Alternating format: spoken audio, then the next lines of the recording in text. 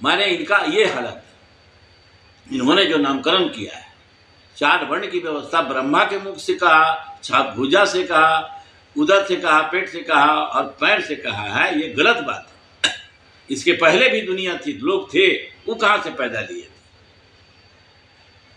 आर्यनार्य कहाँ से पैदा लिए थे? देवदानव कहाँ से पैदा लिए थे? सूर असुर कहाँ से पैदा लिए थे? स्वर्ण अनव अवर्ण कहाँ से पैदा लिए थे?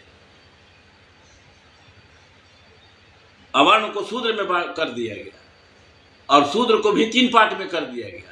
तो 3 पार्ट में बांटने का इनका मकसद है इनको निर्धन और गरीब और गुलाम बनाए रखने के लिए, अशिक्षित रखने के लिए। अपने को 3 भागों में स्वर्ण लोग बांटा, शिक्षित बनने के माने बौद्धिक स्तर पर कब्जा रहे हमारा, राज सत्ता पर कब्जा मेरा रहे और आर्थिक स्तर पर कब्जा रहे, इसीलिए इन लोगों ने संपत्ति को बुद्ध को बौद्धिक को दे दिया, ब्राह्मण को मठ गदी और क्षत्रिय को दे। क्षत्रिय मैंने सिपाही होता था, उसमें राजपूत भूमिया का नाम नहीं था, समझ गए हुजूर?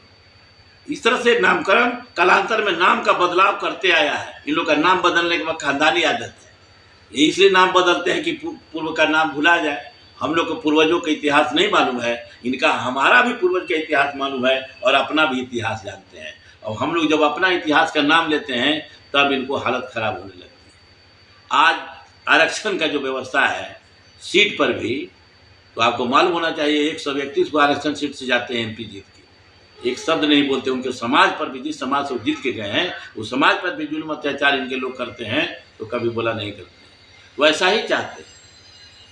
तो मेरा व्यक्तिगत राय है कि हमें तो आज़ादी ही नहीं मिली कि इनके से 16 संस्कार इनके जिम्मे, जितना सब चीज़ इनके जिम्मे, विधायिका इनके जिम्मे, कार्यपालिका इनके जिम्मे, न्यायपालिका इनके जिम्मे, सब जगह यही है।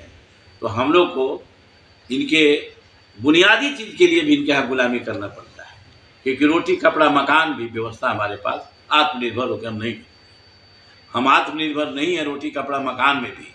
अब इनको आरक्षण से पेट में दर्द हो रहा है तो क्रीमी लगा के, क्रीमी लेयर लगा के पिछड़ी जात में भी लगा दिए, दोनों में आपसी में लड़ाई हो जाए, और फिर उधर दलित में भी लगाना शुरू कर दिए कि इसमें भी क्रीमी लेयर, यानी दलित भी आपस में लड़ जाए और उनका नेता भी नेतृत्वकारी, इनके दलाल कुछ लोग होते हैं पक्ष में बोलने लगते हैं।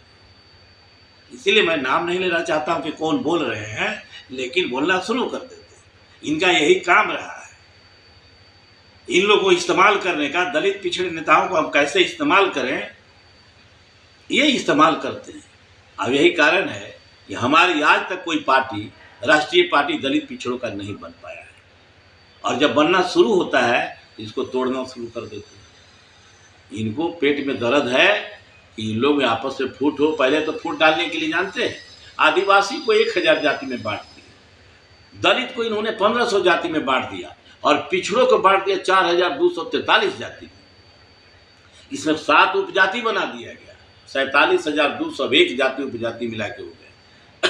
इनके यहाँ शादी का सिस्टम है, गोत्र से बाहर शादी करते हैं, हमारे यहाँ गोत्र के अंदर करने के लिए इनकी बाध्यता है, क्योंकि ब्राह्मण इसका सब सिद्धांत बनाया है।